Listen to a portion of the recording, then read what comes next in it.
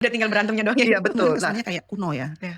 Oh sekarang nih kalau orang tuanya tidak bisa berlaku sopan, jangan harap anaknya bisa sopan. Bisa kita 3 jam. Kita memberikan pendidikan yang baik untuk anak-anak kita. Itu juga memilihkan pendidikan yang baik itu juga adalah salah satu bentuk madrasah di Kalau keluarga. istilahnya sesehat apapun suatu keluarga itu pasti anak punya apa ya inner child itu tadi kayak masalah-masalah mental tadi. Hanya masalahnya kadang-kadang masih banyak orang yang denial. Ya. Yang kenapa nggak baiknya. Sebetulnya anak sekarang itu gampang.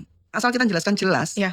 mereka tuh paham kok. Betul. Ini udah nggak ada, bisa dibilang nggak boleh ada lagi istilah kayak ngapain sih perempuan harus sekolah tinggi-tinggi ya. Kalau ujung-ujungnya di dapur lah itu karena itu sangat penting buat pertumbuhan bersama di dalam rumah tadi ya. Benar. Dan kalau kita nggak berhasil tuh nggak apa-apa loh. Nggak berhasil berarti sekarang nggak berhasil tapi besok kita harus bangkit lagi. Bukan anak aja kalau di dapur gelompiang itu udah kayak aduh ini apalagi ada apalagi ini saya sih pesannya untuk ibu-ibu atau remaja putri, saya pengennya sih kita menjadi wanita atau perempuan yang sehat dulu dan juga kita melek literasi karena dengan pendidikan atau dengan pengetahuan kita bisa merubah segala sesuatu yang kita inginkan. Jadi nggak ada kata nggak mungkin kalau kita mau berusaha. Oke, orang tua merupakan fondasi utama dalam proses pendidikan anak di rumah. Melalui interaksi sehari-hari, pembiasaan, dukungan emosional, rumah menjadi ruang pertama anak dalam belajar nilai, karakter, serta keterampilan hidup. Bahkan menurut UNICEF Indonesia tahun 2023 menyatakan bahwa kualitas interaksi keluarga memiliki hubungan erat dengan prestasi akademik dan kesejahteraan psikologi anak. Dan di sini sekarang kita ada Dr. Sinta Puspitasari yang merupakan Ketua Gabungan Organisasi Wanita Kabupaten Gresik. Mungkin bisa kasih tahu teman-teman. Terima kasih. Oke, jadi untuk tema kali ini kita Bu mau bahas tentang bagaimana sih keluarga dan juga pendidikan itu bisa membuat kita belajar dari rumah dan bertumbuh bersama. Apalagi di era digital sekarang kan orang tua dan anak itu harus bisa sama-sama saling belajar gitu, Bu. Kalau boleh gimana ini, Bu? Akhir-akhir ini gimana, Bu? Mungkin kan musim-musim hujan juga nih, Bu. Saya sampai lupa loh nanyain kabarnya Dokter Sinta karena saking menariknya dan excited banget sama topik kali ini nih, Bu. Iya. Alhamdulillah syukurlah ya kita bisa kumpul di sini tentang masalah kesehatan keluarga ya. Jadi bagaimana kita komunikasi dengan antar keluarga itu memang sekarang jadi topik yang sangat menarik. Mungkin kalau bahasa sekarangnya itu parenting. Jadi parenting di era generasi milenial atau generasi Gen Z ini memang unik menurut saya. Jadi kita itu dituntut lebih banyak tahu, terus update, dan juga memang karakteristik anak sekarang ini kan juga beda. Anak sekarang itu lebih ingin didengar, juga dia itu apa ya? Kalau orang-orang sekarang kan bilangnya generasi stroberi ya. Jadi kayaknya rapuh banget. Tapi apakah ini suatu hal yang buruk? Tentu saja enggak ya. Jadi kita harus lihat ini dari sisi positifnya. Jadi memang karena karakteristiknya seperti itu juga mungkin kalau di era saya kita itu mengalami era yang gadgetnya masih minim, sampai gadgetnya sampai luar biasa, informasi yang kita terima itu luar biasa sekali. Itu jadi ada transisi di situ. Jadi kita mengalami bagaimana pola asuh orang tua kita yang mungkin kalau sekarang dibilang kuno ya. Nah, tapi anak-anak sekarang ini kan enggak. Jadi informasi yang masuk ke mereka dari kecil, saya tuh punya anak umur 8 tahun, kayaknya main gadgetnya lebih canggih mereka daripada kita. Jadi informasi yang diterima itu luar biasa. Jadi memang parenting untuk orang tua sekarang ini harus open minded lah istilahnya gitu Mbak. Oke, harus open minded. Berarti bisa dibilang sebagai orang tua yang mempunyai peran penting gitu ya dalam proses pendidikan anak, berarti orang tua itu juga harus up to date, harus upgrade diri, tetap terus belajar berarti. Betul. Literasi terutama. Karena kalau kita hanya scrolling, kalau kita tanya AI, itu belum tentu jawabannya benar. Karena kan mereka mengumpulkan dari banyak data. Data yang diterima dari aplikasi itu kan bisa data yang ada dasarnya dan data yang tidak berdasar. Jadi memang karena saya di organisasi, harapan saya memang ibu-ibu atau wanita sekarang itu literasinya meningkat gitu loh. Keingintahuannya itu berdasarkan literasi, bukan berdasarkan scrolling gitu. Nggak Google. Berarti ibu juga berusaha untuk menumbuhkan di organisasi wanita ini untuk ibu-ibu itu juga harus bergerak di literasi gitu. Literasi nggak hanya untuk anak-anak, tapi sebagai seorang ibu juga harus paham. Betul, itu betul sekali. Jadi kalau di GUW yang saya usung itu adalah kesehatan perempuan dan edukasi atau literasi wanita. Kenapa itu penting? Karena kalau kita nggak sehat, gimana kita bisa mendapatkan ilmu yang manfaat yang baik ya. Jadi makanya harus sehat dan harus berpendidikan gitu. Dan pendidikan itu bukan hanya akademis kan, tapi pendidikan juga bisa kita cari sendiri, otodidak, belajar, baca, lihat situasi yang sedang berkembang apa, pengen tahu, ya kita cari sumber yang istilahnya berkualitas gitu. Oke. Kalau menurut Ibu sendiri, kan di rumah itu sebagai orang tua ya, kita kan bisa dibilang ibu adalah madrasah utama Betul, anak gitu. betul. Sebenarnya seberapa efektif sih Bu, kayak peran orang tua tadi sebagai guru gitu di rumah, terus em, ada syarat utama nggak sih kayak seorang ibu tuh harus bisa apa atau untuk menjadi guru di rumah gitu, atau tips and trick apa gitu Bu buat ibu-ibu? Ya, jadi memang fitrahnya ibu itu adalah madrasah utama bagi anak-anaknya. Tapi apakah semua ibu itu mampu? Kan belum Iya. tentu. Jadi di saat ibu itu merasa tidak mampu, kita kan sebenarnya bisa mendelegasikan, Iya. memberikan pendidikan yang layak, memberikan pendidikan yang baik untuk anak-anak kita. Itu juga memilihkan pendidikan yang baik itu juga adalah salah satu bentuk madrasah di keluarga. Jadi kalau seperti anak-anak saya kebetulan karena saya backgroundnya bukan yang santri, Iya. jadi anak-anak saya itu saya arahkan di saat SMP mereka harus mondok. Mhm. Karena saya nggak mampu ngajarin itu. Jadi ketidakmampuan kita itu harus kita pahami dulu Iya. dan kita isi dengan yang lebih mampu. Ya, salah satunya ya dipondokkan atau disekolahkan di sekolahan yang memang mungkin berbasic agama seandainya seperti itu. Jadi trik dan tipsnya ya sebetulnya pengenalan diri kita. Pengenalan kemampuan kapasitas seorang ibu masing-masing. Kalau seandainya ada nih ibu yang secara keagamaan dia luar biasa karena dia dari kecil mondok sampai SMA seandainya. Ya mungkin anaknya nggak perlu dipondokkan, diajari sendiri. Atau dia punya waktu luang karena ibu rumah tangga, oh nggak perlu ngelesin, dilesin sendiri. Itu kan juga karena memang kita punya kapasitas masing-masing, gitu. Berarti di era sekarang itu nggak hanya lagi kayak dulu. Kalau dulu kan udah dibilang ya Bu, kayak apa-apa itu harus ibu yang pertama, apa-apa itu harus ibu. Tapi kalau di era sekarang sebagai seorang ibu malah kita harus tahu bagaimana potensi diri kita di Betul. mana, kekurangan kita di mana, biar kita tuh bisa mencarikan opsi terbaik untuk Betul, anak-anak kita, iya. bisa dibilang. Ya. Kan yang dicari kan hasil akhir ya, Iya. bukan prosesnya. Tapi hasil akhir yang mau kita dapat di anak-anak itu apa. Jadi tidak harus, karena memang kalau dipaksakan pun nggak bisa.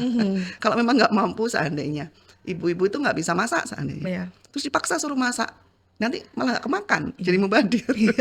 Jadi kalau saya sih kita lebih mengenal diri kita dulu aja. Sebenarnya kita tuh potensinya di mana sih, kemampuan kita di mana. Hanya masalahnya kadang-kadang masih banyak orang yang denial, Ya. nggak mau mengakui kekurangan. Yang itu yang harus kita samakan persepsi dulu. Iya. Jadi kalau kita sebagai wanita, kebetulan ibu ini kok wanita karir, juga dia punya kegiatan organisasi, kan mungkin waktunya tidak selonggar ibu-ibu yang ibu rumah tangga. Iya. Jadi manajemen itu sangat sangat bagus, sangat penting lah istilahnya. Oke. Kalau sebagai orang tua sendiri ya Bu, nilai-nilai apa sih yang harus ditanamkan gitu untuk anak sebagai apa kayak fondasi karakter anak gitu, apalagi di era digital saat ini, disinformasi, bahkan kita tuh kayak udah kelebihan informasi gitu, bahkan kadang juga susah untuk mengontrol bagaimana anak itu menyerap informasi, bahkan kita aja tuh kadang nggak tahu anak kita tuh nerima informasi apa, lagi apa gitu. Lah mungkin di era sekarang yang harus disesuaikan lagi gitu Bu, dengan generasi sekarang itu karakter apa sih Bu yang harus ditanamkan sebagai fondasi utama? Iya, kalau saya muslim jadi mungkin akhlakul karimah ya, akhlak yang baik. Jadi itu sebenarnya sudah ada kan di kita, sudah diajarkan. Hanya akhlak yang baik ini yang sekarang itu mulai bergeser. Kayak adab, perilaku sopan santun. Itu kan hal kecil tapi itu berefek panjang. Tanpa kita sadari walaupun kita mungkin sebenarnya ya biasalah anak muda kayak gitu. Enggak. Karena itu kebiasaan. Perilaku itu kan kebiasaan. Perilaku itu diciptakan karena kebiasaan melakukan hal kecil-kecil akhirnya malah bisa menjadi karakter lama-lama kalau tidak dikenali. Nah, di sini nilai-nilai yang penting itu ya bagaimana hal-hal yang sepele itu. Kayak perilaku, tingkah laku, adab, terus bagaimana cara sopan menghormati orang lain. Itu yang sekarang saya rasa sangat-sangat minim. Merasa paling tahu si anak ini, terus akhirnya dia merasa tidak perlu menghormati orang lain. Padahal di era nanti kalau sampean sudah lihat di dunia kerja, kita nggak akan diterima kalau kita punya perilaku seperti itu. Karena pimpinan pasti pengennya juga punya anak buah yang tahu menghormati, tahu caranya sopan santun. Jadi sebetulnya nilai-nilai yang ditanamkan orang-orang zaman dulu tentang sopan santun dan perilaku yang baik itu juga itu yang mungkin lebih kita tanamkan ke anak-anak kita. Walaupun mungkin kesannya kayak kuno ya. Ya. Oh sekarang ini kan yang penting keterbukaan, semuanya bisa ngomong.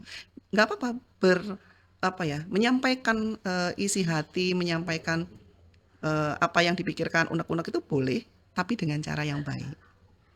Nah ini yang mungkin kurang ya sekarang kita orang tua, karena kadang-kadang sibuk sendiri, jadi untuk mengajarkan hal-hal sepele itu kan memang sulit. Jadi hal-hal sepele dalam keluarga itu menurut saya caranya mengajarinya dengan contoh. Dengan contoh yang paling gampang. Jadi kalau orang tuanya tidak bisa berlaku sopan, jangan harap anaknya bisa sopan. Jadi memang harus dari kita sih. Kalau kitanya ngomongnya kasar, nggak mungkin anak-anak itu bisa ngomong halus, kecuali beda ya. Nanti dia tumbuhnya mungkin ikut neneknya, itu mungkin berbeda. Tapi kalau serumah susah. Karena mereka pasti mencontoh. Anak-anak itu kan mencontoh kita. Gitu. Melakukan apa yang mereka lihat. Betul. Dia tuh nggak mikir ini baik atau buruk dulu, tapi yang dilakukan orang tua itu langsung diadop, ditiru. Ya, oke. Gitu. Oke, menyampaikan keterbukaan dengan cara yang baik tadi, Bu. Diberikan contoh secara langsung juga biar anak bisa langsung meniru gitu. Iya. Oke.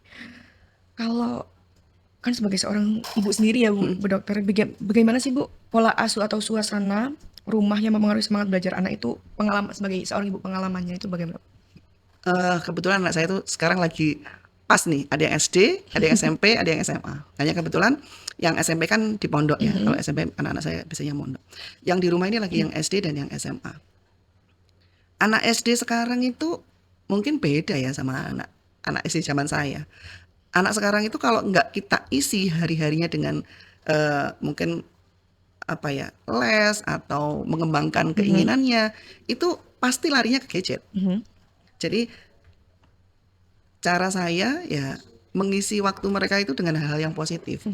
Mereka dipaksa, memang kesannya seperti dipaksa, karena nggak bisa kalau ditanyain, adik maunya apa? Ya pasti nggak mau apa-apa, maunya main ya. Jadi dipaksa, waktunya dihabiskan lebih banyak untuk hal-hal yang positif, mau hobinya, mau belajar itu. Terus yang SMA, kalau SMA ini udah beda lagi, kita udah nggak bisa maksa nih, tapi kita bisanya berdiskusi. Jadi kita harus komunikasinya dua arah. Jadi komunikasinya dua arah, kakak maunya apa, kita sebagai orang tuanya bisa memfasilitasi, kamu mau difasilitasi apa. Jadi komunikasinya dua arah. Karena kalau dipaksa sudah nggak bisa. Ya, betul. Jadi kita lebih nanyain dia maunya apa, terus dan kita membuat suasana dalam komunikasi keluarga itu dia bisa menyampaikan apa yang dia mau. Jadi nggak ada judging, jadi nggak ada penghakiman. Kamu curhat ini malah kita jadinya ceramain, nggak gitu. Tapi kita lebih banyak mendengar. Jadi anak tuh sebenarnya maunya apa. Walaupun kadang-kadang maunya itu kita nggak ngerti. Maksudnya karena di zaman saya nggak ada kayak gitu. Jadi kita nggak paham ngapain ya mereka kok pengen itu. Tapi ternyata untuk anak sekarang itu hal yang biasa, hal yang wajar. Jadi ya kayak gitu. Jadi kita nggak usah keburu ngejudge, kita tampung aja dulu, kita ikutin dan kita amati. Kalau memang itu tidak baik, kita kasih pengertian. Kenapa nggak baiknya? Sebetulnya anak sekarang itu gampang. Asal kita jelaskan jelas, mereka tuh paham kok. Betul. Karena mereka bisa scrolling kan, bisa tanya, bisa cari tahu informasi tentang hal itu. Jadi kalau seandainya, kenapa sih nggak boleh keluar malam? Dijelaskan, karena keluar malam itu identik dengan konotasi dengan hal-hal yang tidak baik itu terlalu dekat. Jadi akhirnya dengan dijelaskan seperti itu mereka paham. Nah kalau mereka paham, kita nggak usah marahin, mereka nurut. Jadi harapan kita ya komunikasi aktif dua arah kalau untuk anak-anak yang remaja ya. Iya. Ya, saya juga pernah melihat konten atau membaca gitu sekilas bahwa memang kalau memang pendidikan kita tuh harus sebagai orang tua juga harus punya stage atau fase-fase gitu Bu. Jadi kalau mungkin anak kita masih SD itu saatnya kita kayak acting sebagai ya kita orang tua, kita punya kuasa penuh. Tapi ketika sudah mulai SMP kita sudah mulai agak terbuka. Nanti waktu SMA bahkan kuliah mungkin nanti kita udah nggak bisa lagi menggurui mereka. Kita harus sebagai teman curhat gitu, bisa dibilang kayak gitu. Jadi makanya ada yang bilang kalau kita ke anak itu seperti segitiga terbalik. Jadi di saat dia itu masih kecil, kita masih bisa ngasih banyak masukan dan dia tidak terlalu banyak komplain. Tapi di saat anak itu sudah tumbuh dewasa, kita sudah nggak bisa ngasih terlalu banyak karena dia sudah punya ruang tersendiri dan dia sudah bisa mengekspresikan dengan argumentasi. Karena anak-anak sekarang kan pinter, Mbak. Mhm. Jadi mereka tuh bilang enggak itu sudah dengan karena ini, karena ini, karena ini gitu. Jadi kalau kitanya enggak siap, ya kita nggak bisa menjelaskan yang baik ya, walaupun maksud kita bagus gitu. Harus well prepare banget ya Betul buat ya. menjelaskan. Iya, karena mereka kan sekarang kritis. Mhm. Anak-anak sekarang itu kan kritis. Jadi kita harus betul-betul paham apa yang kita mau omongkan. Karena kalau kita ngomongnya pokoknya nggak boleh, Iya, waduh udah habis itu. udah tinggal berantemnya doang ya Iya gitu. betul. Nah, kalau nanti kita sudah di apa ya, di fase Mhm. konflik dengan anak, Mhm. itu endingnya lama. Iya. Dan anak-anak ini kan merekam. Jadi mungkin kalau sekarang ada kata-kata inner child ya Mbak ya. Iya. Itu mungkin kita nggak sadar kita bikin itu. Mhm. Nah, kapan kita nuainya? Nuainya nanti 10 tahun, 20 Iya. tahun, 30 tahun. Di anak itu.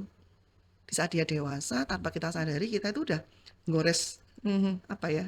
Kalau itu inner child-nya itu ya, Nuangin air lah, nuangin air. Kalau nuangin air masih bisa hilang, ini nggak hilang, nancepin membekas. paku gitu ya, Bu. Bener, gitu.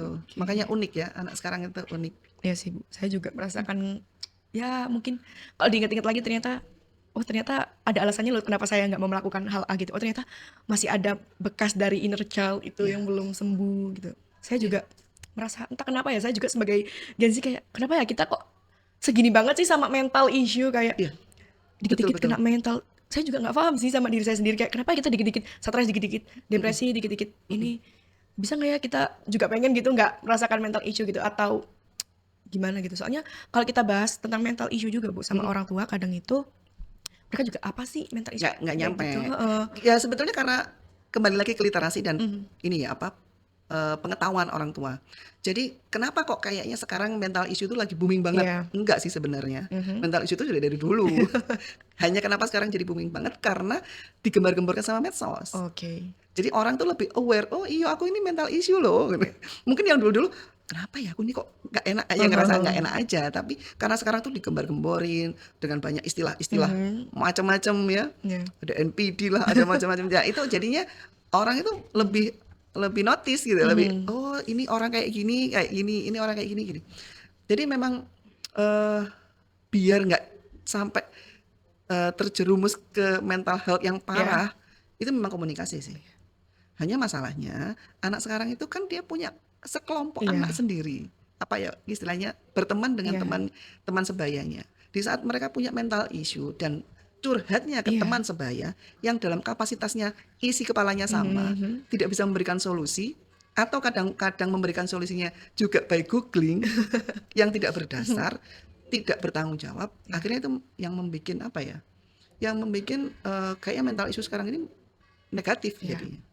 Jadi saya sering beberapa kali baca artikel juga tentang mungkin kalau kita ingat-ingat pernah ada pembunuhan orang tua dari Iya, anak kecil heeh. dan itu kan disupport sama teman-temannya. Mhm. Yang saya nggak habis pikir, Iya. berarti kan ini sering sering diskusi Iya. dengan antar teman. Nah, antar teman seusia 14 tahun bisa mikir apa tentang Mhm. tanggung jawab? Kan nggak bisa. Mhm. Nah, ini yang harus kita putus rantainya, bahwa diskusi itu harus dengan orang yang lebih dewasa. Biar dia menuangkan nilai-nilai tanggung jawab, nilai-nilai kemanusiaan, nilai-nilai eh, hormat Mhm. menghormati, memahami positive thinking dengan masuk orang. Kadang-kadang anak itu kan merasa dikurung, Mhm. dikengkang, dibatasi sama orang tuanya. Kenapa aku ini nggak boleh? Kenapa ini nggak boleh? Bukan nggak boleh. Kadang-kadang itu belum waktunya. Iya. Karena dianggap belum cukup bertanggung jawab. Mhm. Di saat nanti dia sudah pada waktu yang tepat, pasti akan dibebaskan. Iya. Karena dianggap sudah mampu bertanggung jawab dengan apa yang dipilih. Sebetulnya itu tadi karena komunikasi kita tidak bagus atau kadang-kadang orang tua tidak bisa mendeliver Mhm. apa yang dia maksud, Iya. jadi Iya. miskomunikasi. Nah ini yang akhirnya jadinya konflik antara orang tua dan anak, jadi tambah jurangnya tambah dalam, Mhm. makanya ada anak yang apa ya anak pang yang nggak Iya. pulang-pulang, ada yang ini padahal sebetulnya saya yakin nggak ada orang tua yang pengen anaknya Iya. menderita. Tapi itu tadi karena penyampaiannya kurang pas, terus bahasanya tidak dimengerti Mhm. sama anak-anak, jadi pesannya nggak nyampe. Kalau dari Bu dokter sendiri, apakah ada tips gitu Bu, buat gimana sih sebagai orang tua cara kita mengkomunikasikan dengan anak, terus gimana sih cara kita juga care dengan masalah mental issue ini sendiri? Mental issue ini kompleks ya. Mhm. Jadi mental issue itu sebetulnya kalau sekarang saya Mhm. lihat, mungkin kalau beberapa tahun yang lalu di saat kita punya masalah Mhm. tentang kesehatan mental.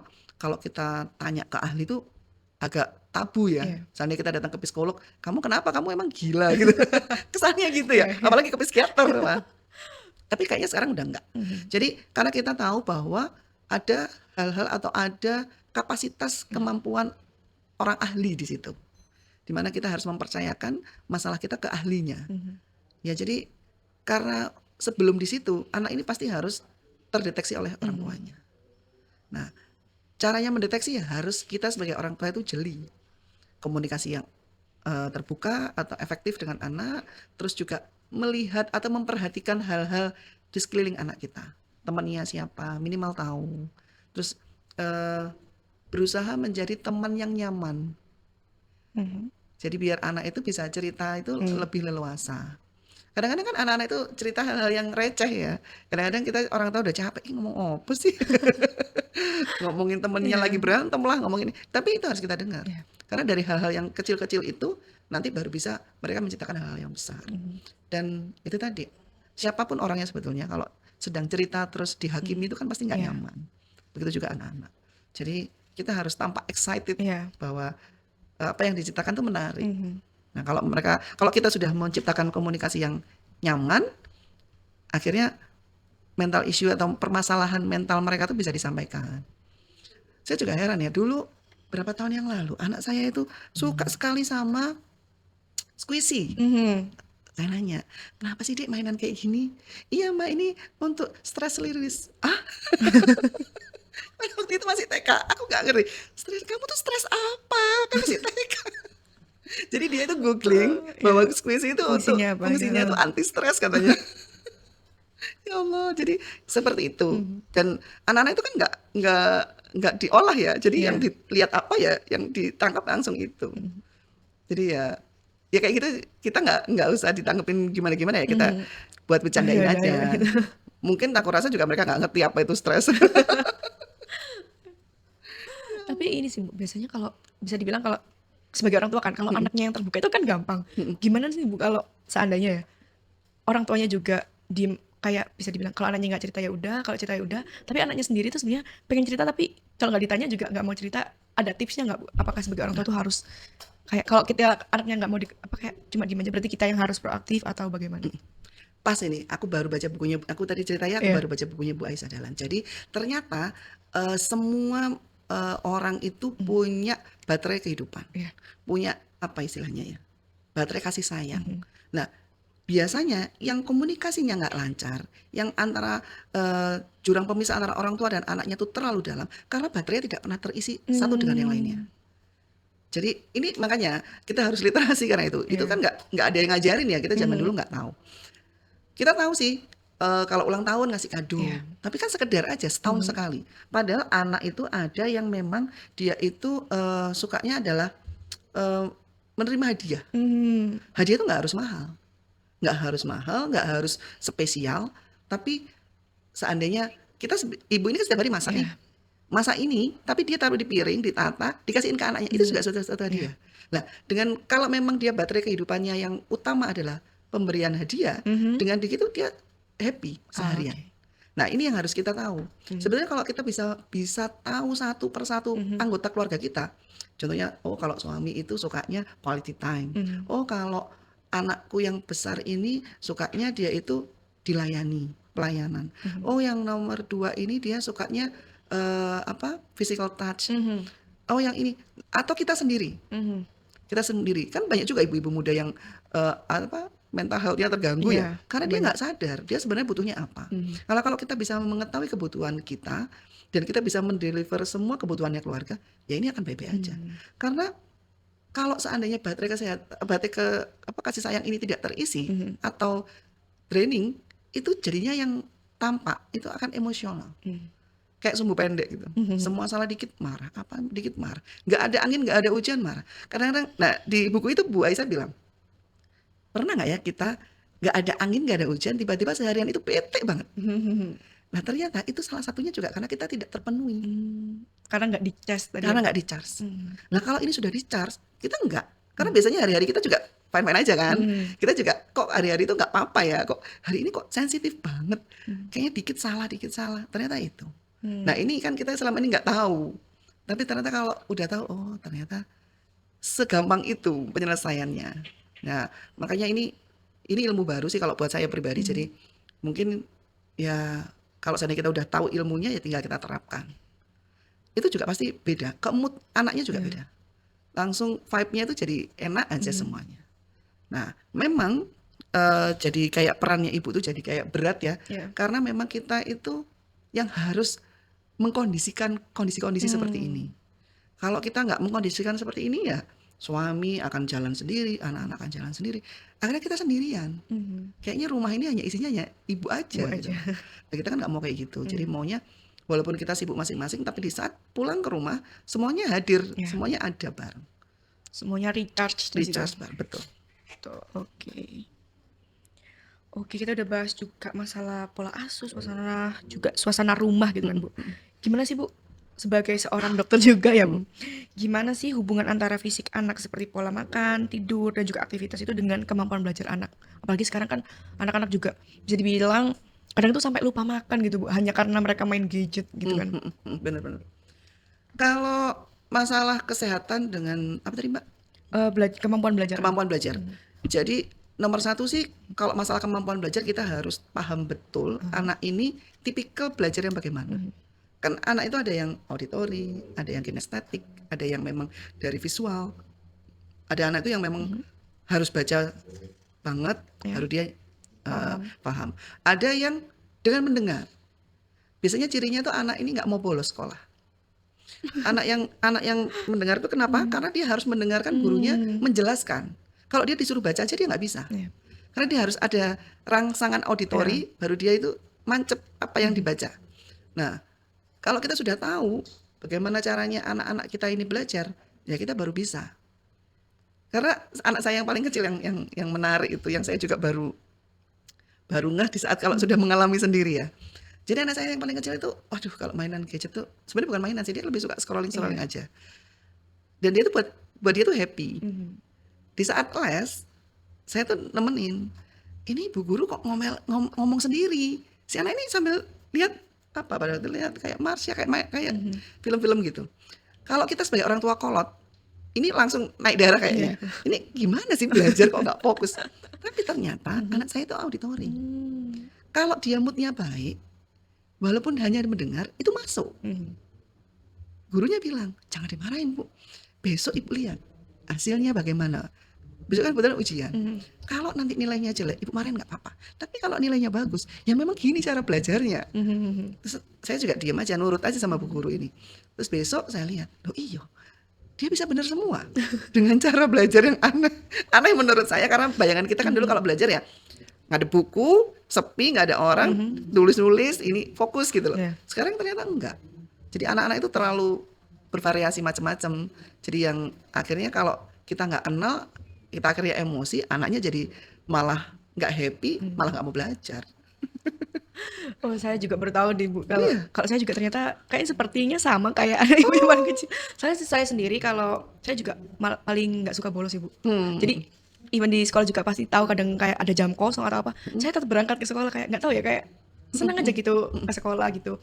Terus kalau belajar juga mungkin teman-teman mahasiswa juga itu pasti juga denger sambil denger playlist Spotify gitu lah, Bu. Kalau anak zaman sekarang ternyata itu juga kalian ini guys buat membantu fokus, nggak hanya tapi tetap dong yang didengerin jangan lagu JJ. Kadang tuh anak-anak yang didengerin lagu-lagunya nggak yang lagu tempo-tempo slow, Bu. Kadang tuh kayak lagu-lagunya Taylor Swift atau lagu rock, atau sekarang kayak lagu-lagu timur yang lagi hype juga tuh, Bu, di TikTok. Itu mereka dengerin kan, kita ini mau fokus belajar apa sibuk dengerin yang di telinga kita, agak bingung juga. Tapi kita nggak bisa judging sih, Mbak. Oh gitu ya, Bu. Karena yang penting hasil akhir. Oke. Kan ya ini tadi, kalau memang dengan lagu yang rancak tapi mereka bisa menyelesaikan hasilnya besok ujian bagus kan, berarti memang itu yang istilahnya mood boosternya. Tapi kalau udah lagunya rancak, nilainya nggak lulus, ya berarti itu ya memang distract lah ya. Pengalihan isu. Tapi kalau memang itu terus hasilnya maksimal, saya rasa mungkin ya saya jadi nggak gampang judging orang, karena ternyata orang itu beda-beda. Orang itu beda-beda lah. Kadang-kadang menyadari perbedaan ini loh, yang kadang-kadang kita itu masih kurang, ya maksudnya Iya. toleransi kita itu kadang-kadang kurang. Jadi kalau makanya ternyata cara belajar itu macam-macam. Ada anak itu yang belajar tuh harus bergerak, Sambil sambil jalan-jalan. jalan-jalan, kalau nggak kakinya gini-gini, Mhm. tangannya itu karena dia memang kinestetik. Mhm. Dengan bergerak dia tuh lebih cepat nangkep. Ini yang apa ya? Ilmu-ilmu yang kayak gini ini kan yang harus kita Mhm. sadari dan kita pahami sehingga kita tuh nggak gampang ngejudge orang bahwa yang kamu lakukan ini benar, yang kamu lakukan ini salah. Jadi nggak gampang gitu. Oke. Nah, masuk lagi ke masalah mental, Bu. Mm-mm, Nah, kalau sekarang kan banyak nih anak-anak yang sering mengalami stres atau kelelahan mental gitu. mm-mm, Karena tekanan pendidikan, entah kadang itu kalau kalau nggak dari orang tuanya memaksa, mm-mm. kadang tuh entah kenapa kita sendiri yang memaksa diri kita sendiri gitu, Bu. Oh iya. Nah, itu gimana sih yang harus sebagai orang tua gitu, kita harus seperti apa dan mungkin kalau memang sudah melihat ada anak-anak tanda-tanda yang mengalami kelelahan secara mental tuh ada tips nggak sih yang harus diwaspadai sebagai orang tua kayak harus ngasih mood booster kah atau kayak menyadarkan bahwa kita tuh juga harus santai gitu atau gimana? Eh, saya tuh pernah ikut pelatihan online. Mhm. Bagaimana kita tuh tidak terlalu menghakimi diri kita berlebihan. Mhm. Kadang-kadang tanpa kita sadari itu kita kalau ngasih kalau ada orang curhat gitu ya, kita lebih wise. Nah, Tapi di saat diri kita sendiri itu kita lebih jahat, lebih mhm. keras, lebih tega. Nah, ternyata itu tuh muncul karena itu tadi inner child. Jadi Mhm.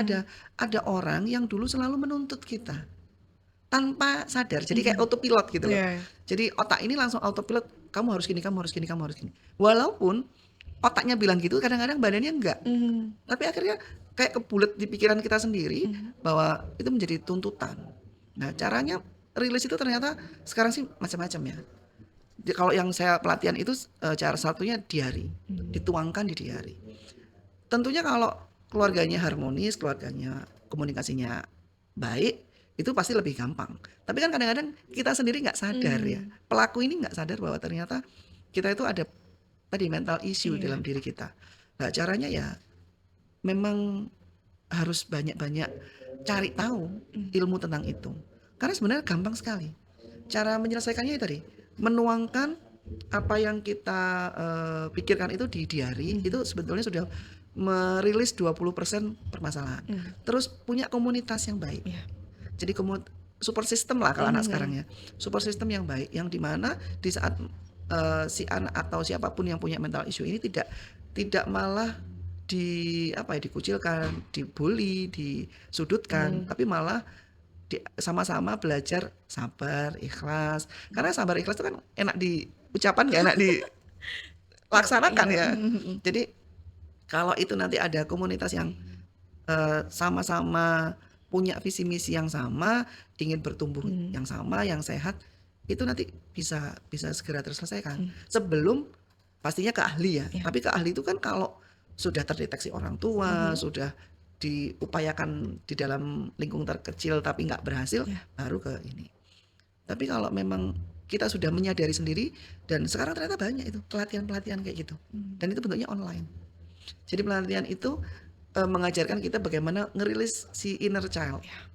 Nah, setelah digali sama Mhm. si psikolog itu, jadi kita kan kayak ada Zoom meetingnya Iya. gitu, digali, kita baru sadar, oh iya ya, dulu ternyata yang sering ngomong kayak gini tuh si ini loh, Mhm. si mungkin bisa orang terdekat, Iya. bisa orang-orang di sekitar. Nah, padahal kalau kita apa istilahnya kita tarik sekarang, sebenarnya kata-kata itu sudah nggak berarti. Iya. Tapi di otak kita si yang merekam bertahun-tahun Iya. ini menjadi suatu hal yang berarti. Mhm. Nah ini harus dilepaskan biar kita nggak apa ya nggak terlalu keras sama diri kita Mhm. sendiri. Bahwa kalau kita nggak berhasil tuh nggak apa-apa Mhm. loh. Nggak berhasil berarti sekarang nggak berhasil tapi besok kita harus Mhm. bangkit lagi. Nah biasanya anak-anak itu terjebak di kalau sudah tidak berhasil ya berarti kamu adalah orang yang Iya. gagal, kamu menjadi anak yang tidak bisa membanggakan orang tua, nggak itu. Mhm. Jadi bukan kasus sekarangnya tapi bagaimana kita ini menjadi cambuk buat kemudian Kemudian hari. hari. Berarti sebagai orang tua juga itu harus bisa dibilang jadi PR baru dong Bu, harus Iya, menjaga inner child anak biar nggak berdampak ke masa yang akan datang. susah sih Mbak sebetulnya.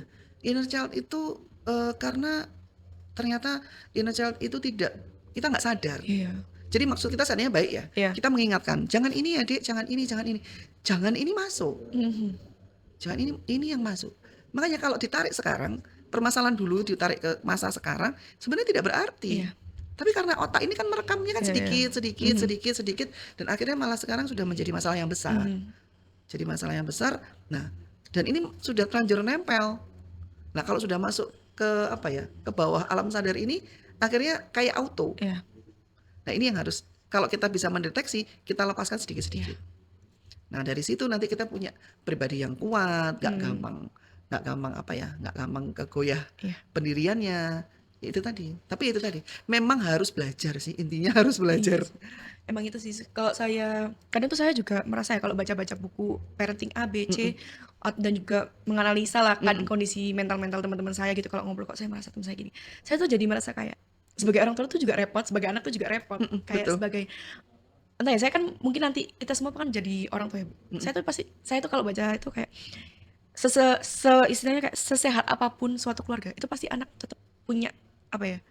Ya inner child itu tadi, kayak masalah-masalah mental tadi. mhm, Jadi istilahnya kalau dibilang sistem apa kayak saya mengajari anak saya A belum tentu diterapkan di orang lain B. Itu mhm. bagus. Jadi apa ya?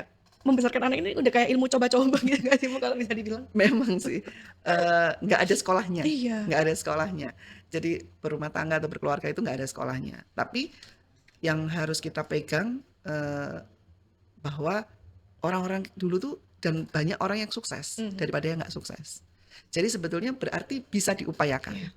Hanya itu tadi kita harus mengenali diri kita sendiri. Kita nggak mungkin bisa bangkit kalau kita nggak kenal. Karena kalau nggak kenal kan kita nggak bisa ngisi kekosongan. Mhm. Kita tuh kurangnya apa sih sebetulnya?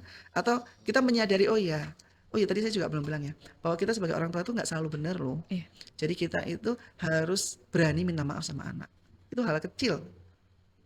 Jadi sebenarnya nilai-nilai kayak minta tolong, terima kasih, minta maaf itu hal kecil yang kita nggak boleh lupa. Mhm. Anak-anak itu sudah harus diajarkan sejak dini. Kalau minta bantuan ya harus bilang minta tolong, kalau sudah dibantu juga harus bilang terima Terima kasih. kasih, dan kalau memang salah harus mengakui salah dan minta maaf. Mhm. Karena dari situ kita bisa menghargai orang lain dan orang lain bisa menghargai kita. Iya. Oke, Bu. Kalau kita balik lagi ke masalah pergadgetan yang Mhm, sekarang semakin marak ini, mhm. sebenarnya ada nggak sih Bu dampak kesehatan jangka panjang kalau anak itu berinteraksi dengan gadget? Kadang kan kita sampai nggak sadar gitu tiba-tiba udah jam 3 subuh. Oh iya, Ya kayak gitu Bu. Gimana? eee, itu sebenarnya nggak hanya anak-anak ya, Hmm. orang dewasa juga kadang-kadang kita kalau nggak sadar, Ya. orangnya di rumah, tapi pikirannya kemana gitu ya. Hmm. Jadi nggak hadir gitu, akhirnya nggak hadir. Jadi memang screen time itu perlu. Jadi itu berlaku ke semuanya. Jadi nggak hanya anak-anak aja, tapi kita orang tuanya juga. Jadi di mana waktunya kita kumpul, di mana minimal makan deh, makan jangan pakai Mhm. handphone. Karena kadang banyak nih Ya. sambil makan sambil lihat telepon. Nah ini kalau makan bareng ya upayakan nggak ada handphone. Terus ada waktu bersama, Mhm. ngobrol-ngobrol nggak penting, cerita-cerita atau bercanda-bercanda itu memang harus diupayakan. Jadi kan kayak kesannya kan kok kayaknya wasting time ya ngapain sih Mhm. bercanda-bercanda gitu. Tapi perlu, perlu. Karena memang kita berinteraksi yang tidak dalam tanda kutip sebagai orang tua sekali kan di saat itu. Nah, untuk gadget dampaknya pasti karena layar screen-nya itu kita tonton segitu Mhm. lamanya, pasti banyak anak-anak sekarang yang pakai kacamata, Hmm. ya. Gangguan penglihatan pasti. Terus yang suka dengerin pakai headset, Ya. pasti gangguan pendengaran. Karena nggak sadar kan dinain, Mhm. kenceng sekali, dan itu kan juga deket. Nah ini pasti Ya. juga ini. Nah kalau sudah gangguan penglihatan, gangguan pendengaran, pasti berpengaruh pada menyerap ilmu pelajarannya. Hmm. Ini tentu juga nggak bagus. Dan terutama lagi itu tadi kita nggak bisa memfilter, walaupun mau pakai mode orang tua ya, Mhm. tetap aja. Karena sekarang banyak sekali konten-konten yang tidak bertanggung jawab. Apalagi kalau lihat yang sering di berita ya, bagaimana konten-konten apa kayak pelecehan pada anak yang Hmm. lewat gadget itu kan juga marak. Ya. Jadi biasanya kami di keluarga handphone itu nggak boleh dikunci. Ya.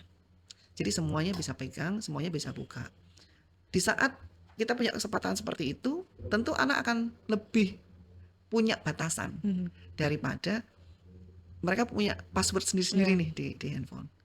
Tanpa kita cek setiap hari, kan pasti mereka punya rasa, aduh nanti kalau mama papa lihat gimana gitu.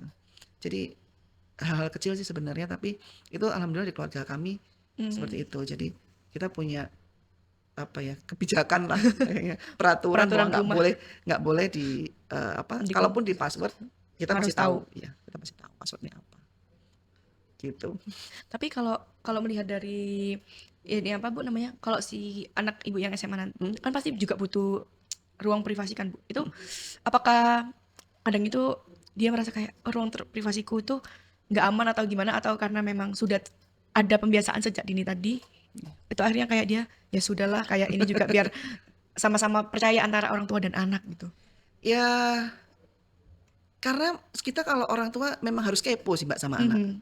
Kalau orang tua ya, kalau anaknya merasa terkekang mungkin dia merasa terkekang, tapi memang saya rasa dia belum mampu bertanggung jawab sendiri. Belum mampu bertanggung jawab sendiri. Saya juga sering bilang sama dia, di saat nanti kakak udah pada waktunya, di mana tanggung jawab semua konsekuensi itu sudah sampean sendiri yang menanggung, itu nggak usah diminta, pasti akan datang. Sekarang karena masih mama rasa masih menjadi tanggung jawab orang tua, jadi sabar dulu. Dia harus sabar dulu. Memang ini fasenya masih di tahap itu gitu loh. Oke. Berarti harus juga itu saling memberikan pemahaman juga kepada anak. Kunci keberhasilan di suatu rumah tangga memang harus saling percaya dan saling jujur sih. Jadi banyak sih orang-orang yang nanya, ibu gimana anaknya sering ditinggal-tinggal. Alhamdulillah anak saya nggak pernah komplain. Anak saya tuh nggak ada yang mama mau pergi ya 2 hari terus nangis, nggak ada. Dari ketiga-tiganya, karena saya nggak pernah bohong. Dia bilang aja, memang mama lagi kerja, besok sampai ini di sini acaranya ini. Jadi mereka tahu. Dan sesekali saya ajak, ini loh tempat kerjaku di sini, kamu tahu. Oh ternyata jauh ya kerjanya. Oh ternyata kerjanya tuh ini gitu. Jadi mereka paham. Nah di saat anak ini memahami kita sebagai orang tua, mereka tidak terlalu menuntut. Jadi mungkin sedih karena saya tinggal, tapi tidak ada yang terus kalau bahasa Jawanya kelayu sampai gimana merepotkan, enggak ada. Hanya di saat saya bilang nanti mama pulang jam berapa? Jam 10. Jam 10 belum pulang pasti telepon. Katanya jam 10. Tapi kalau itu sih masih wajar ya, maksudnya kita memang komunikasi aja bahwa oh ternyata kebetulan belum selesai karena acaranya molor atau gimana gitu. Sebagai bisa dibilang Bu Dokter Sinta ini kan perempuan karir gitu kan Bu, bisa dibilang. Tapi juga tetap menjaga komunikasi dengan anak, tetap berusaha dekat dan selalu terhubung dengan anak gitu Bu. Tapi kadang kan kita nggak bisa bohong ya Bu, kita kan pasti ada kadang tuh fase capek gitu. Lah gimana sih Bu cara mengontrol emosi kita? Kan bisa dibilang mood ibu adalah mood rumah sekeluarga gitu. Betul. Lah itu gimana Bu buat menjaganya? Kadang tuh nggak bisa bohong banget Bu, kalau ada tiba-tiba kita turun buka kamar aja, kalau di dapur udah gerompiang itu udah kayak aduh ini apalagi apalagi itu kayak langsung kayak berangkat sekolah jadi nggak mood kan, jadinya mempengaruhi anak dan mempengaruhi orang-orang di rumah juga. Lah kalau dari Bu Dokter sendiri gimana Bu cara mengatur atau bisa dibilang mengontrol lah mengontrol emosi ya. Jadi memang sih mengontrol emosi itu PR banget sih kalau buat saya pribadi. Jadi itu kayaknya berjalannya waktu ya. Di saat saya nikah umur 25 tahun. Alhamdulillah menurut saya sudah matang ya. Di saat sudah matang itu aja saya punya anak pertama, emosi itu masih nggak terkontrol. Masih ada akunya. Antara aku, peran ibu, peran sebagai istri itu kayaknya masih kecampur-campur. Jadi memang kalau ada yang bilang ya anak pertama itu struggle banget karena ibunya lagi sedang struggle mengenali dirinya. Tapi di saat usianya semakin tambah dewasa, kita baru menyadari ngapain dia marah-marah, capek gitu. Jadi ternyata kalau memang kita lagi capek, kita lagi butuh me time, itu dikomunikasikan. Dan ternyata anak-anak itu juga paham kok. Anak-anak itu juga paham dan dia itu juga mengerti dan memahami dan memberikan ruang. Asal tadi kita komunikasi. Sebentar ya Dek, mama masih capek banget. Biasanya kalau anak saya ditemenin, ya udah aku tidur di sini ya, iya. Jadi kuncinya ya komunikasi aja. Jadi selama komunikasi kita lancar, itu insya Allah juga saling memahami. Dan begitu pula sebaliknya. Jadi anak itu juga harus kita tanyain, kamu lagi ngapain, lagi ngerasa apa, kamu capek nggak, kamu pengen apa. Jadi nggak selalu yang mereka pengen itu membutuhkan effort yang luar Iya. biasa, enggak. Kadang-kadang hanya hal-hal kecil, hal sepele itu juga mereka udah happy gitu loh. Jadi kuncinya sih komunikasi. Kalau capek dan kontrol emosi itu memang itu PR banget. PR semua orang kayaknya, Mbak, PR ya. semua orang. Dan saya sedihnya itu sekarang itu kan banyak ibu-ibu muda yang menikah di usia Iya. muda dan sudah punya anak juga. Saya nggak kebayang gimana dia berdamai dengan dirinya. Kalau usianya masih di bawah 20 tahun punya anak itu berat sekali. Berat sekali. Karena kedewasaan itu kan tentu nggak bisa Dinilai secara umur lah, Ibu. iya nggak bisa dinilai, dan juga nggak bisa nggak bisa orang per orang itu beda. Iya. Orang per orang beda. Ada yang dia umurnya 20 tapi jiwa keibuannya tinggi sekali, terus dia wise banget, dia memang udah bisa menempatkan diri sebagai orang tua. Ada juga yang kayak gitu, tapi masih banyak sih kalau yang di bawah 20 aku rasa masih belum. Yes. Makanya pemerintah kan melarang pernikahan di usia dini karena ya itu salah satunya. Kalau tentu masalah kesehatan pasti sangat berdampak, tapi salah satunya mental ini. Bagaimana kita bisa dewasa dan sabar itu kalau jam terbangnya nggak panjang, susah kayaknya. Iya sih, Bu, bisa dibilang ya kadang tuh jangankan ke anak sendiri ya, kadang saya juga kan teman-teman saya tuh banyak yang udah nikah gitu. Saya juga kayak mikir, kita tuh masih kecil padahal baru kemarin deh kita lulus SMA ini, kenapa semua teman-teman saya udah pada nikah kayak gitu-gitu. Bahkan ada yang udah punya anak. Kadang tuh saya juga tanya kayak, kamu kadang suka kesel nggak sih sama anak kalau berisik gitu? Kayak kadang ya kita nggak bisa bohong lah, Bu. Kayak saya sendiri kalau bahkan ya tetangga saya kalau lagi berisik banget di rumahnya kan kayak kita juga kesel ya. Ini Jadi iya. apalagi anak bayi masih kecil pasti ada aja keberisikannya kayak gitu. Kalau ibu muda itu kadang-kadang kok anak kecil, jadi anaknya nangis dia ikut nangis karena bingung mau ngapain. Bener lagi, Bu. Temen saya juga cerita gitu. Jadi kan saya lagi kayak baru punya bayi, saya main ke rumahnya. Iya gimana, begadang terus gitu. Terus ibunya, si neneknya bilang, iya tante juga bingung ini mau nolong siapa. Kalau anaknya nangis, ibunya juga ikut nangis kayak, waduh, saya juga bingung mau nolong siapa itu. Tapi sebenarnya enggak sih Mbak, sebenarnya ada ilmunya. Jadi ternyata sekarang itu saya juga baru tahu bahwa tangisan anak itu sebenarnya punya spesifikasi sendiri-sendiri. Nah, kalau memang sudah punya keinginan nikah di usia muda, berarti belajarnya harus 2 kali lipat.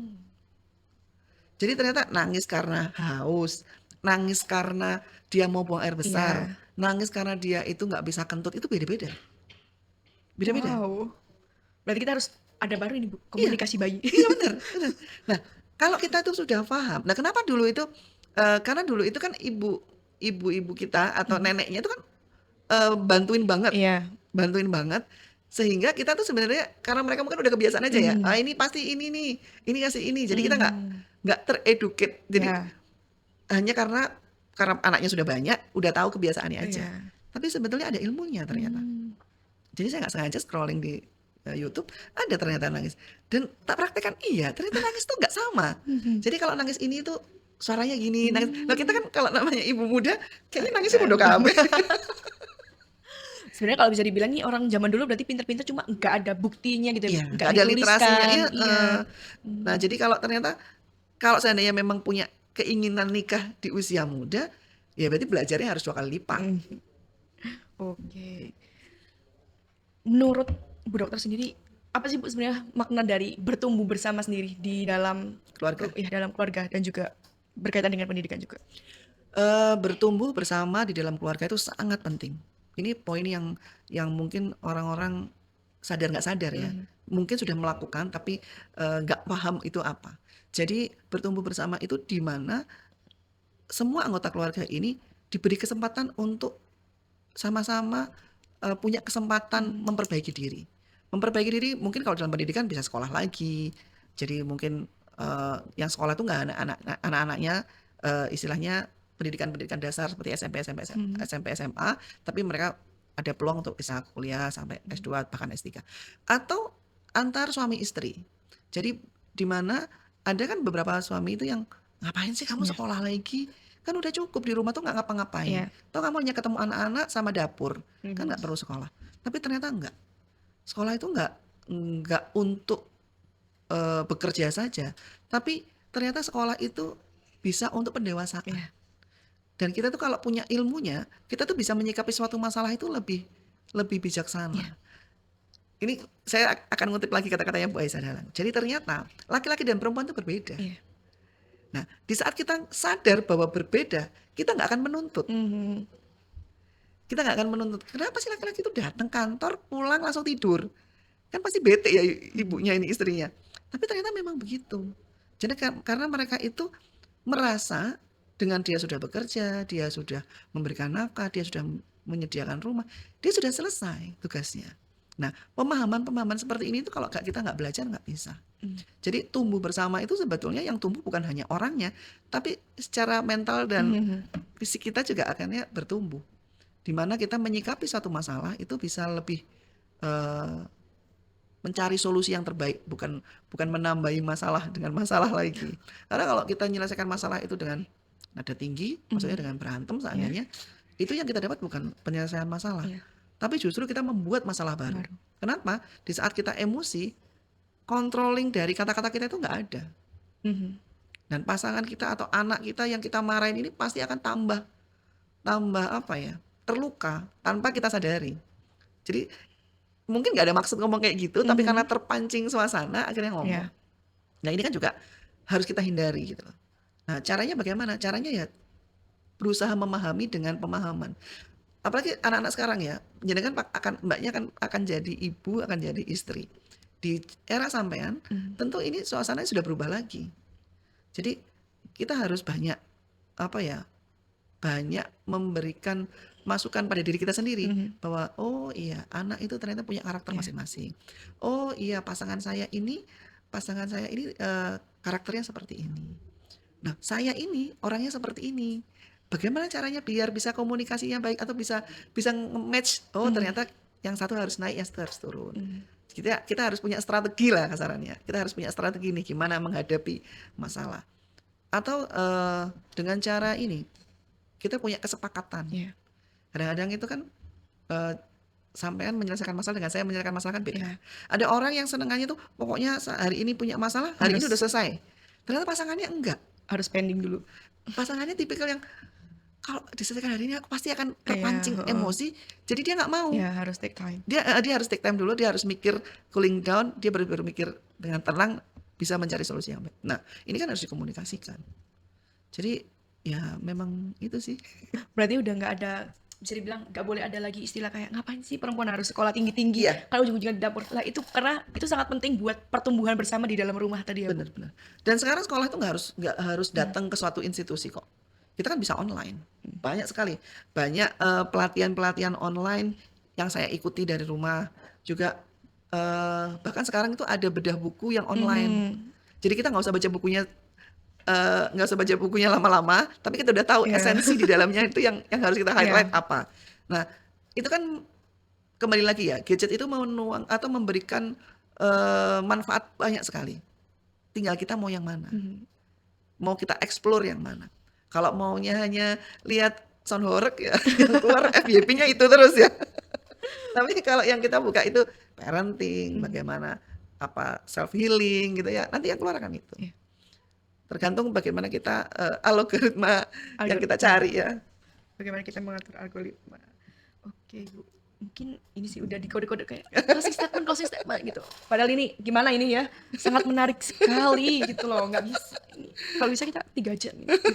Bisa diundang lagi. Pokoknya nggak bosen ya mbaknya. Bosen ini. Oke Bu, jadi mungkin ada pesan buat ibu-ibu atau mungkin keluarga-keluarga di seluruh Indonesia ini, mau gimana sih caranya kita sebagai orang tua itu bisa bertumbuh bersama, bisa mengkomunikasikan juga gitu Bu. Mungkin ada pesan-pesan. Iya, kalau saya sih pesannya untuk ibu-ibu atau remaja putri, saya pengennya sih kita menjadi wanita atau perempuan yang sehat dulu, dan juga kita melek literasi, karena dengan pendidikan atau dengan pengetahuan kita bisa merubah segala sesuatu yang kita inginkan. Jadi nggak ada kata nggak mungkin kalau kita mau berusaha. Mungkin itu sih Mbak. Oke. Kalau dari aku sendiri ya, rangkumannya ini. Apa Sampai nih, Mbak? lupa ini merangkum. Oh ya, jadi rangkumannya adalah, jadi guys, yang paling utama itu kalau kita sebagai orang tua Gen Z gitu ya, buat anak-anak Gen Z, Alpha dan sebagainya itu, kita tuh harus mendahulukan akhlakul karimah gitu. Mhm, Mungkin terlihat ini udah waktunya kita mengikuti peradaban, karena kita mengikuti peradaban. Makanya akhlakul karimah itu penting. Jadi gitu. harus sopan santun, terus juga mengajarkan bagaimana memberi contoh kepada anak untuk kalau kita minta tolong itu juga bilang minta tolong, setelahnya kita juga terima kasih kalau sudah ditolong, minta maaf Betul, kalau memang kita salah, nggak usah menunggu iya, ya orang dia yang salah gitu, alangkah lebih baiknya kita dulu gitu teman-teman. Terus sebagai orang tua juga kita harus bisa terbuka dengan anak, bagaimana kita membuat anak nyaman untuk bercerita dengan kita, karena kalau nggak dengan kita, dengan siapa lagi anak-anak akan betul, mendapatkan ruang aman untuk bercerita dan mendapatkan solusi yang solutif ya Bu, bisa mhm, dibilang seperti itu. Dan buat ibu-ibu muda, ibu-ibu yang sudah lama juga nggak apa-apa sih sebenarnya. Tetap kita harus mengenal diri sih. mhm, Apapun yang terjadi kita harus mengenal diri, upgrade diri, dan bersosialisasi untuk tetap mengupgrade betul. dan melihat dunia lebih luas lagi. Oke, itu aja untuk episode kali ini. So, sampai jumpa di Edu Voice di episode selanjutnya. Jangan lupa like, comment, subscribe, dan share ya teman-teman. Bye-bye. Sampai ketemu lagi. Iya, Bu. Makasih ya, Terima kasih Mbak. banyak.